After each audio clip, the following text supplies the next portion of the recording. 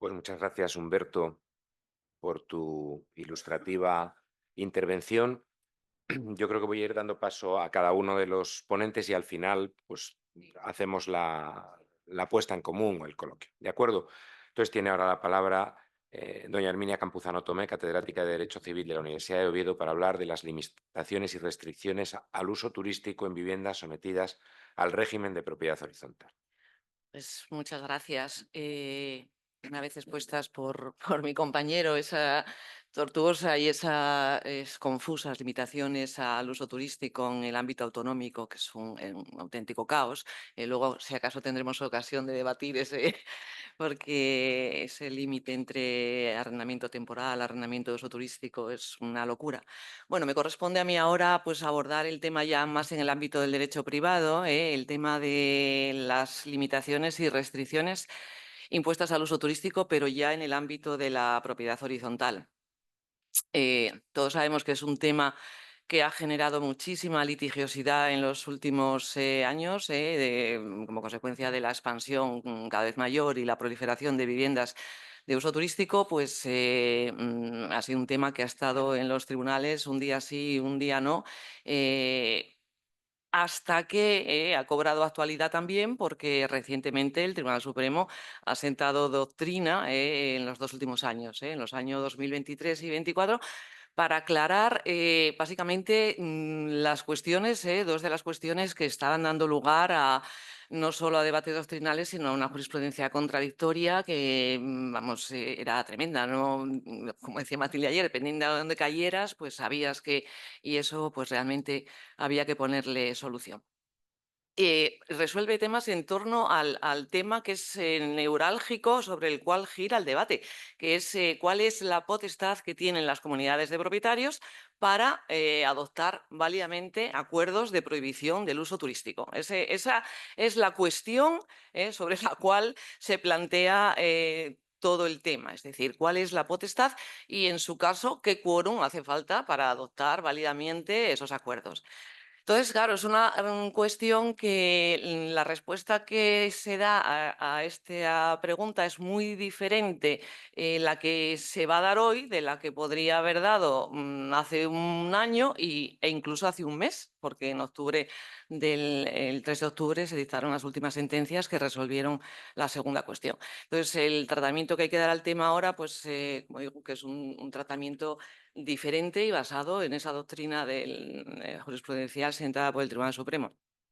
Y en esto, básicamente, voy a centrarme, es decir, dada la limitación de la exposición, voy a intentar vamos, exponer cuáles han sido las dos cuestiones controvertidas, cómo se vino resolviendo hasta ahora y qué ha dicho el Tribunal Supremo, cómo ha resuelto finalmente. Primera cuestión controvertida. Se planteaba en el marco de comunidades de propietarios de edificios antiguos que tenían recogidos en sus estatutos, o mejor dicho, que no tenían recogido en sus estatutos la prohibición de destinar las viviendas a uso turístico, porque en el momento de aprobación de los estatutos, pues indudablemente el uso turístico no era un problema, entonces no lo recogen, pero sin embargo sí que recogen en sus estatutos cláusulas de prohibición referidas al destino que se le puede dar a las viviendas, pues en términos más genéricos, es decir, se prohíbe destinar las viviendas a actividades comerciales, mercantiles, industriales, o se prohíbe destinar las viviendas a una finalidad diferente que no sea la meramente residencia. Pues, ¿qué ha pasado? Pues que sobre la base de estas prohibiciones, ha habido muchas comunidades de propietarios que, en base a una interpretación amplia o extensiva de estas prohibiciones, han considerado que el uso turístico, la actividad de uso turístico, es una actividad económica incluida en esas prohibiciones que de forma genérica aparecen ahí, y en base a esto pues han adoptado acuerdos prohibiendo el uso turístico, instando por los cauces del artículo 7.2 de la Ley de Propiedad Horizontal, instando a los propietarios a que cesen en la actividad de uso turístico. Claro, ¿qué han dicho los propietarios? Ni hablar. Es decir, estos acuerdos son acuerdos nulos, es decir, han sido adoptados en contra de lo que dicen los estatutos y además en contra de la doctrina jurisprudencial que hasta ahora venía manteniendo el Supremo en orden a las limitaciones y restricciones del dominio. Es decir, caben limitaciones al dominio, la legitimidad de las limitaciones al dominio en el ámbito de la propiedad horizontal está reconocida, pero el propio Supremo lo decía, siempre y cuando consten de forma clara y expresa. A esto se unen los propietarios, vamos, se agarran a este argumento. ¿Qué ha pasado? Claro, en este escenario, comunidades de propietarios y propietarios que venían desarrollando la actividad de uso turístico se han lanzado a los tribunales. Las comunidades, lógicamente, pidiendo a los tribunales que se declare que el uso turístico es una actividad económica y, por tanto, queda incluida dentro de las cláusulas de prohibición, y que, por tanto, se condene a la cesación de la actividad y, por su parte, los propietarios, contrariamente, pues solicitando que se declaren nulos los acuerdos adoptados por las comunidades en base a esa interpretación amplia de esas cláusulas.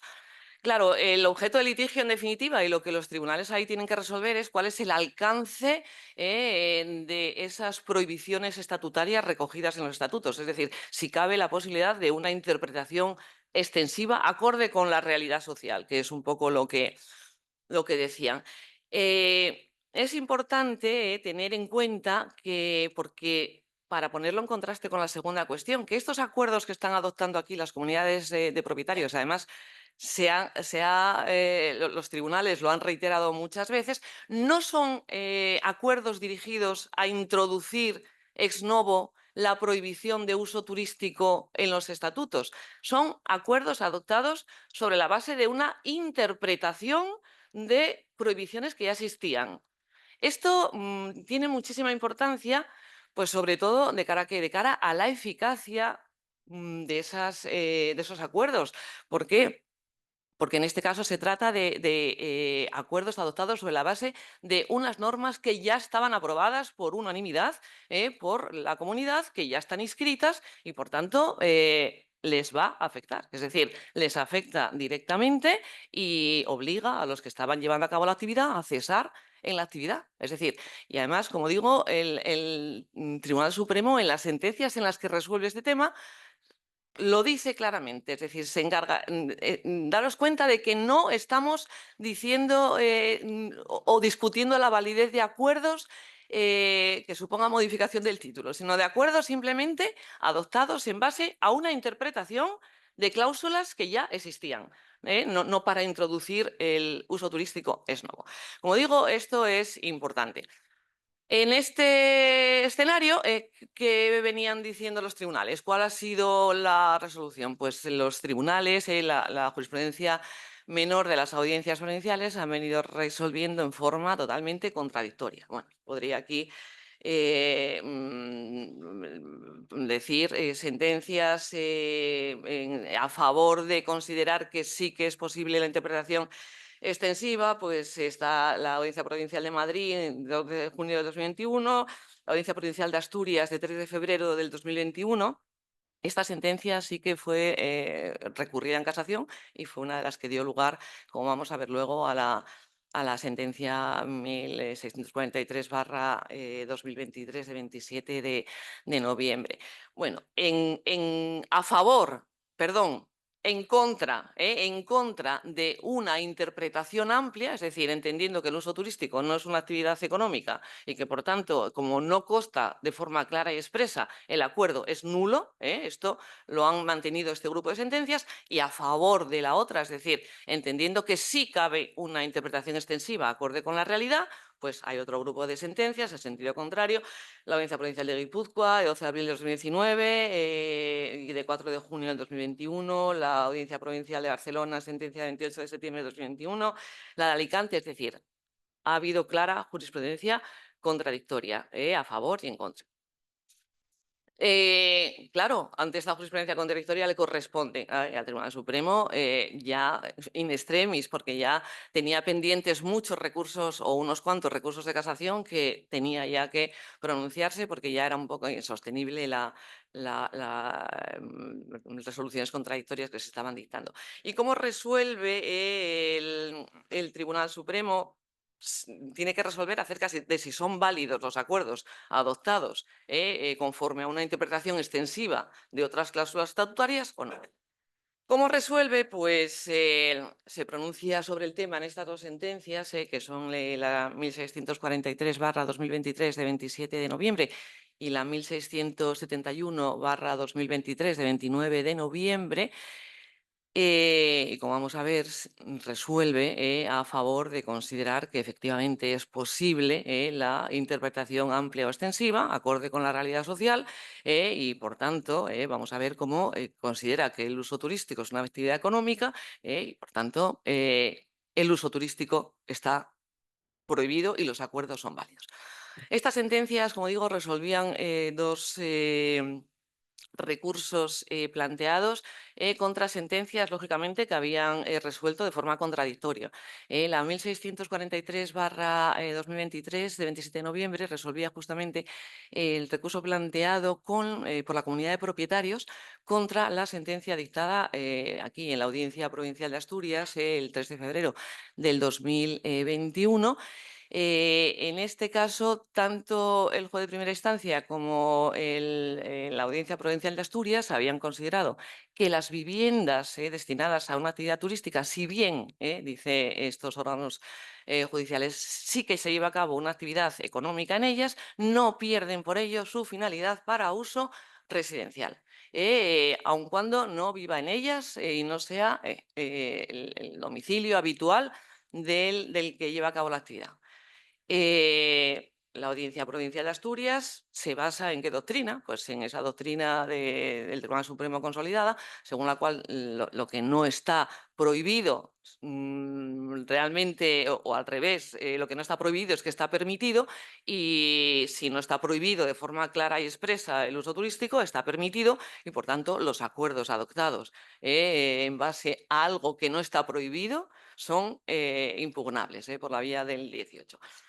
Esto, como digo, pues realmente la audiencia provincial había considerado, bueno, todos conocemos ese caso o vamos, todos los que estamos aquí, o muchos, no sé si hay mucho de Oviedo, pero el problema se plantó en una comunidad de propietarios del edificio de la Jirafa de Oviedo, el edificio que todos conocemos, emblemático, en donde se habían adoptado se llevaba a cabo la actividad de uso turístico y la comunidad, bueno, pues entendió que realmente era una actividad económica, que los estatutos de la comunidad prohibían llevar a cabo la actividad económica. En concreto, bueno, pues textualmente la prohibición decía: no podrán ejercerse actividades profesionales, empresariales, mercantiles o comerciales de ningún tipo, reservándose su uso al de carácter exclusivamente residencial. Esto era lo que decía la cláusula estatutaria ya aprobada. No decía nada expresamente del uso turístico. Y pues había actividad turística en el edificio y la comunidad recurrió en primera instancia, desestimaron la demanda de la comunidad, entendieron que no aparecía expresamente. Recurrida la Audiencia Provincial de Asturias, entendió que no cabía entender que el uso turístico podía quedar incluida en esta actividad. Eh, Recurrida en casación, pues claro, lo primero que hace el Tribunal Supremo para resolver ese curso es entrar a analizar si el uso turístico es o no una actividad económica, para ver si realmente puede quedar ahí. ¿Y cómo lo hace? A mí eso no deja de, como luego hablamos, de plantearme problemas. ¿Cómo lo hace? Pues acudiendo a la normativa autonómica de vivienda de uso turístico del Principado de Asturias, en concreto al decreto 48 2016 del 10 de agosto. Y en base a analizar la normativa, pues llega a la conclusión de que en ella se imponen una serie de obligaciones, de requisitos al uso turístico que la hacen merecedora a la actividad de ser considerada como una actividad mercantil, industrial o comercial. Y, por tanto, calificada la actividad de uso turístico como actividad mercantil, comercial o industrial, entiende el Tribunal Supremo que sí que queda incluida y que, por tanto, se prohíbe, dice expresamente, declara que existe una prohibición estatutaria inscrita que veda el destino de los inmuebles como viviendas de uso turístico, estimando el recurso de la comunidad, estimó el recurso de la comunidad. El tribunal al final lo que hace es desestimar el recurso de los propietarios, porque aquí pasaba lo contrario, es decir, era una comunidad, un edificio de San Sebastián, y aquí tanto en primera instancia como en apelación, la audiencia interpretaron que sí que había el uso turístico dentro de una cláusula que decía lo siguiente en este edificio, decía, sobre la utilización de las viviendas y los espacios comunes a ellas atribuidos, queda terminantemente prohibido, dice, la realización de actividades económicas alguna en la vivienda. Y entre paréntesis pone oficina, despacho, consulta clínica. Entonces, en este caso, tanto el juez de primera instancia como la audiencia entendieron que lo que quedaba claro era que del tenor literal toda actividad económica quedaba prohibida. Quedaba prohibida. Y que no solamente las que aparecían entre paréntesis, no solamente las oficinas, las clínicas, que la enumeración era meramente ejemplificativa, no exhaustiva, y que, por tanto, toda actividad económica quedaba prohibida. ¿Qué pasaba ahora? Había que, igual que en el caso anterior, pasó a analizar si el uso turístico era actividad económica. Y claro, lo hizo igual que había hecho el Tribunal Supremo, pero en este caso, a ver, yo lo comentaba ayer, el juez de primera instancia y luego la audiencia y el Tribunal Supremo lo dieron por bueno, examinan si el uso turístico es una actividad económica en base a una normativa autonómica equivocada. Porque, a ver, analizan la normativa autonómica turística del País Vasco, pero el juez de primera instancia, que fue el que me cometió el error, que luego todos lo mantuvieron, hace alusión a la regulación que en la Ley de Turismo del 2016 se hace a los apartamentos turísticos, en el artículo 38b y además expresamente en el 44 y 45. Modalidad muy diferente a las viviendas de uso turístico. Los apartamentos se gestionan en bloque, se les atribuye llaves como a los hoteles, es decir, acude a una normativa que no se dio cuenta de que la propia ley de turismo, en el artículo 53, regula las viviendas de uso turístico y además que hay un decreto de viviendas de uso turístico del País Vasco. Y esto el juez de primera instancia hizo caso omiso. Y sin embargo, con el análisis de esa normativa autonómica equivocada, concluye, dice, desde luego, a la vista de la normativa reguladora, es difícil no considerar que no nos hallamos ante una actividad económica. A ver, sin perjuicio de que hubiera llegado a la misma conclusión, probablemente, analizando la normativa de viviendas turísticas, probablemente, no deja de extrañar y yo creo que demuestra un claro desconocimiento por parte de los juzgadores a veces en orden a la actividad que están calificando y que están juzgando, porque sí que es muy confusa, se presta a cantidad de errores. Y el propio Tribunal Supremo continuamente habla de apartamentos turísticos cuando se refiere a viviendas de uso turístico. Son distintas, son modalidades distintas. Como digo, sin perjuicio de que hubiera llegado a la misma conclusión que probablemente, pero bueno, sí que es de destacar esto. Bueno, partiendo de una normativa que no es la correcta, califica la actividad y, en definitiva, estas dos sentencias entienden que sí que es posible, que el uso turístico es una actividad económica y que, por tanto, sí que es posible incluir dentro de las prohibiciones que impiden el destino para actividades comerciales, industriales o mercantiles, que el uso turístico queda incluido ahí.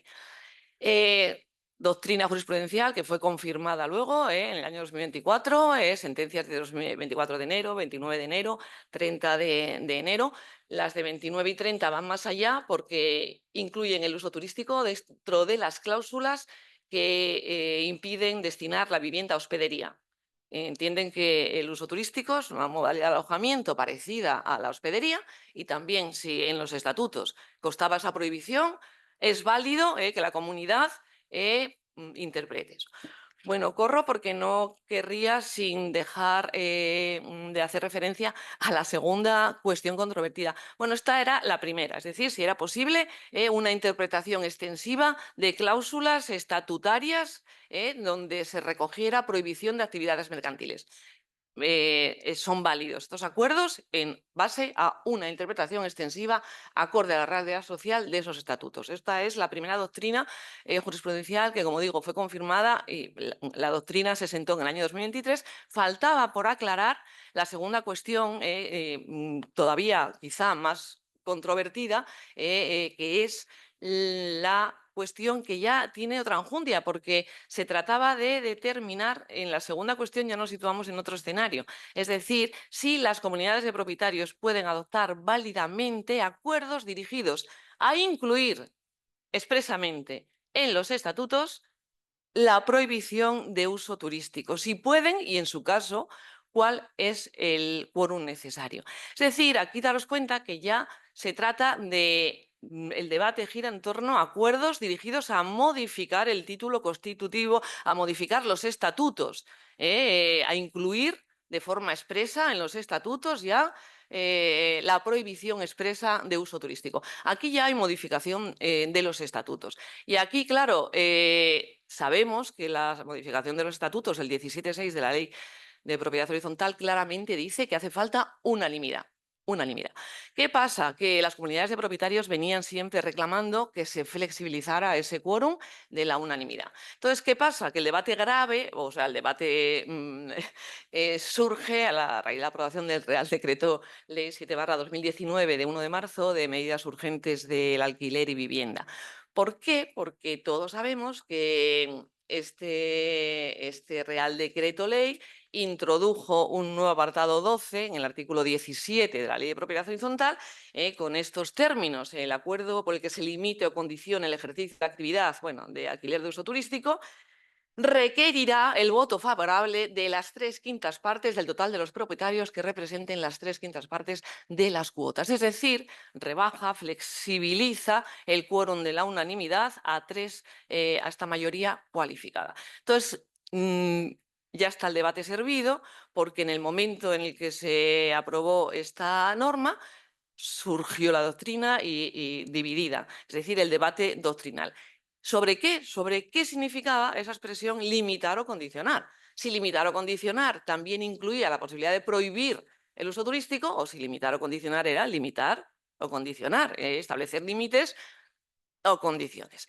Claro, un sector de la doctrina, y además yo aquí me voy a pillar porque tengo aquí el sector de la doctrina que está en contra mío, pero yo creo que las dos son un sector de la doctrina encabezado por Guillermo Cerdeira Bravo de Mansilla, y yo creo que también aquí hay compañeros que lo comparten, entendía que sí, que había habido un problema de técnica y de eficiencia legislativa y que la voluntad del legislador realmente era que ese limitar o condicionar también conllevara la posibilidad de prohibir el uso turístico con esa mayoría cualificada, que no hacía falta. En contra, pues Vicente Magro Servet, y encabezados por ellos, y bueno, pues yo misma en su momento, porque yo soy crítica con el legislador desde el principio en este sentido, porque me parece que no ha reflexionado, en contra, pues los que decíamos que limitar o condicionar es que si el legislador hubiera querido prohibirlo, prohibir, que es muy serio, porque claro, estamos hablando de prohibir una limitación muy importante al derecho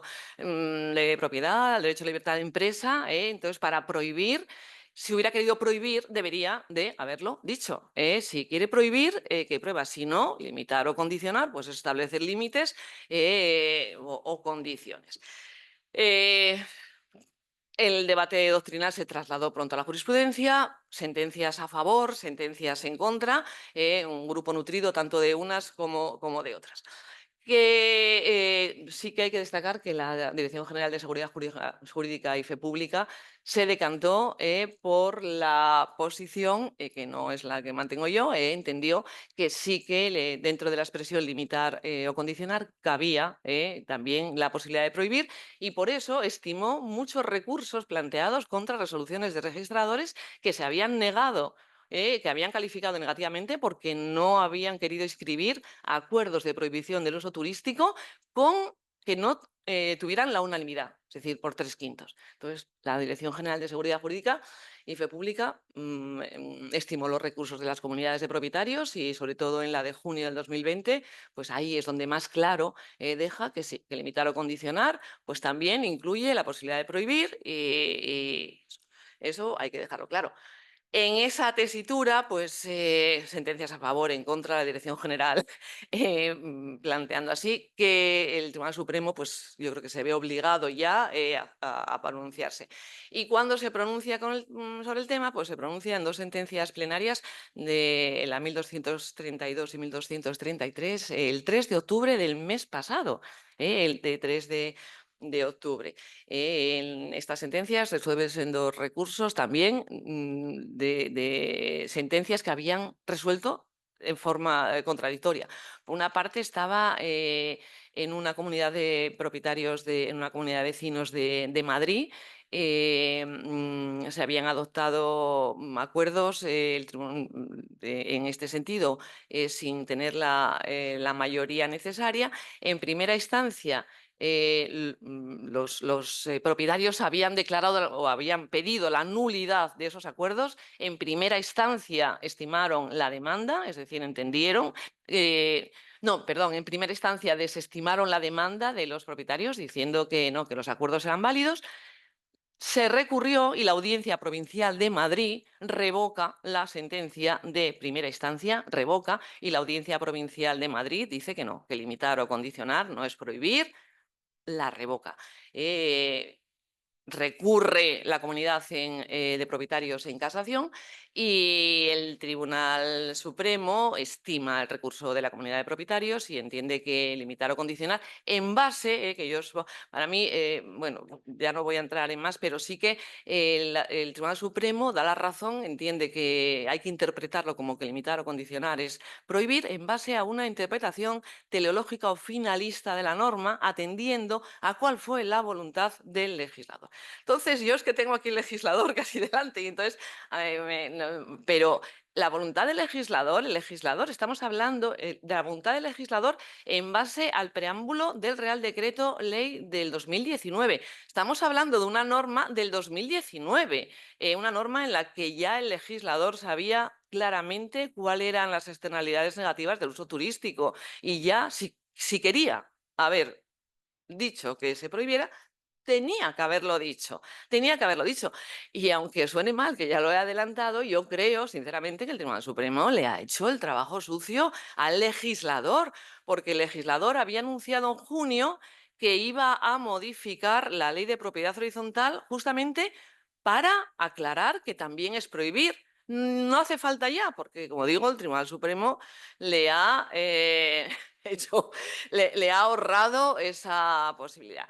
Yo insisto que es sin perjuicio de que pueda ser legítimo la reivindicación de las comunidades pidiendo mayor potestad, que indudablemente toda esta jurisprudencia del Supremo ha ampliado notablemente la potestad de las comunidades de propietarios, la ha ampliado. Sin perjuicio de eso, creo que hay una inseguridad jurídica grande en el sentido de que si todo eso es así, que no me parece mal, el legislador tiene que afinar, porque si no, seguimos en todo este tema, es una cuestión de inseguridad continua. Bueno, tengo aquí muchas cuestiones y tal, pero bueno, si acaso para el debate puedo plantearlas. Pues muchas gracias, Herminia.